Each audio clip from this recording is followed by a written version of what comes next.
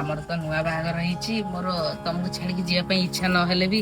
ଯିବା ପାଇଁ ପଡିବ ଯେହେତୁ ଚାକିରିଟା କରିଛି ଆଉ ଚାକିରି କି ନଗଲେ ଆମେ ଖାଇବା କେମିତି ଚଳିବା କେମିତି ଠିକ ଅଛି ମୁଁ ମାସେ ଭିତରେ ଆସିବି ହେଲା ମାସେ ତ ଦେଖୁ ଦେଖୁ କଟିଯିବ ଆଉ ନିଜ ଦେହରେ ଯତ୍ନ ନବ ହେଲା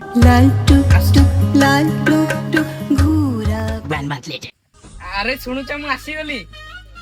ଆରେ ତମେ ଆସିଗଲ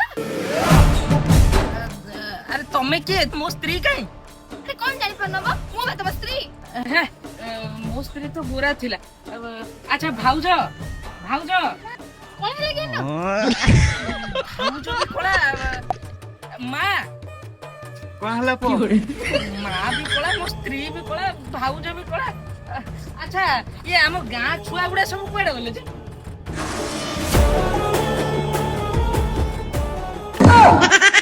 ସମସ୍ତେ କଳା ହେଲ କେମିତି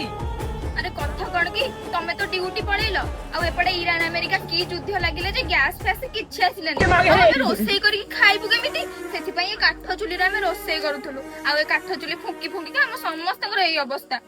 ଆଚ୍ଛା ଆଚ୍ଛା